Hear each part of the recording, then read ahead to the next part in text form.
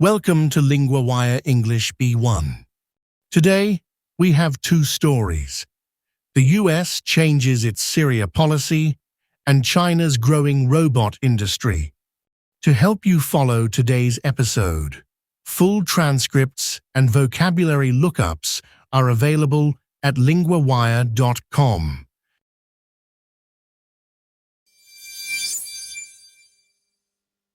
First, the US removes Syria from a long-running terrorism list. Now we go to Jack, our LinguaWire correspondent for World Affairs. Thanks, Daniel. The big change is that the United States has removed Syria from its list of state sponsors of terrorism. That is a major shift. What made Washington do it now? Officials say the move came after a 45-day review period. That review started when President Donald Trump told Congress on July 8th that he wanted to cancel the old designation. So this was not a sudden decision.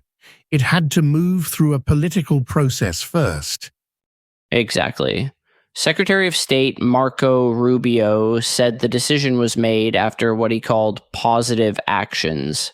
He also mentioned further commitments by President Ahmed al-Sharaa. And al-Sharaa welcomed it, right? He did. He called it historic. He said it would help Syria recover after 14 years of civil war. He also said Syria was turning a page from its painful past. He said it was moving toward development and reconstruction. That phrase sounds very deliberate. It is about politics, but also about money and rebuilding. Yes, because this label carried real limits. It affected U.S. aid, defense exports, dual-use items, and some financial transactions. Even after other sanctions were eased, it still made banks and investors cautious. So removing the label could change how outsiders look at Syria's future. That is the hope. The Syrian Foreign Ministry said it opens a new chapter in relations with Syria. It also said the move could support economic recovery, reconstruction, and more stability. I noticed the decision also touched HTS. Why does that matter?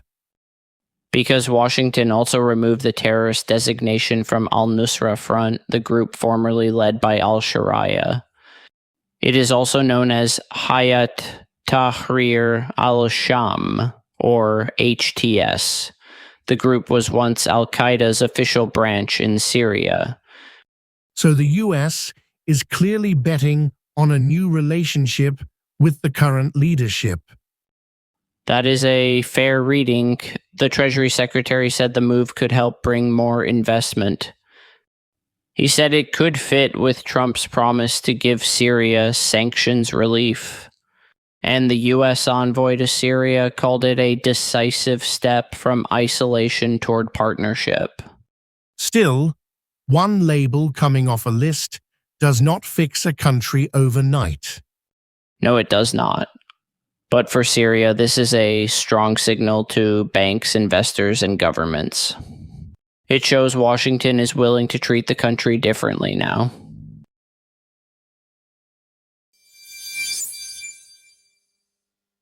Next, a quieter technology shift in China is moving fast. Now we go to Chloe, our LinguaWire correspondent for technology. Thanks, Daniel. In China, the most striking robot story is not the humanoid robot on a stage. It is the bigger, quieter change inside factories and classrooms. So the real story is not the showy machines, but the everyday ones doing work. Exactly. The report describes industrial robots that weld, paint, lift, and assemble. They work around the clock without breaks or benefits. China already has more than 2 million robots working in its factories. That number is huge, and it sounds like the country is building this on purpose. It is. China is also making more than half of the world's industrial robots now. At the same time, it is training students to work with them and even to build better ones. The classroom scene was vivid. Students were coding while robots stood nearby. Yes, and their teacher, Chen Tianyu, says he spends his spare time in factories. He says he does it so he can keep up with fast changes. He teaches artificial intelligence and robotics. He warns students that people who are not useful in that world may be left behind. That is a hard message, but it matches the scale of the change. It does. China has launched a large plan worth 20 billion to push innovation and compete with the US. One reason for the rush is simple. The workforce is getting older and the population is shrinking. So this is not only about speed, it is also about a future labor shortage. Yes. One engineer in Chengdu said the company hopes its new robot will one day think for itself. But for now, it can only do simple, repeated tasks, like scanning a QR code. That sounds very human in a way.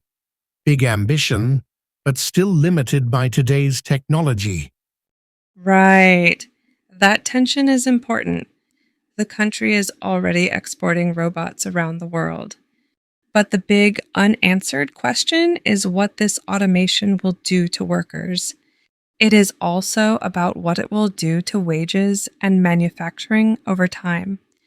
So the revolution is already here, but the social cost is still unclear. That is the key point. The machines are moving fast. The people around them are trying to keep up.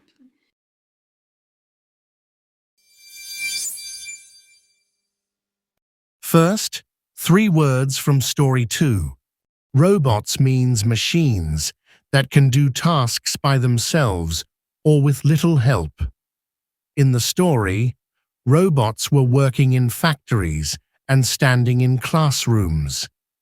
Example: the factory uses robots to lift heavy boxes. Workforce means all the people who work or could work in a place or country. In the story, the workforce was getting older and smaller. Example: the company needs a larger workforce next year. Automation means using machines and systems to do work that people used to do.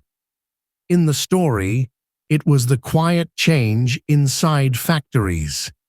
Example: automation can make repeated jobs faster. Now for one grammar point, is going to. We use is going to when we talk about a plan or a future change that already feels decided. Example 1. China is going to train more students for robotics. Example 2. The new robot is going to do simple tasks first. Repeat after me, is going to do.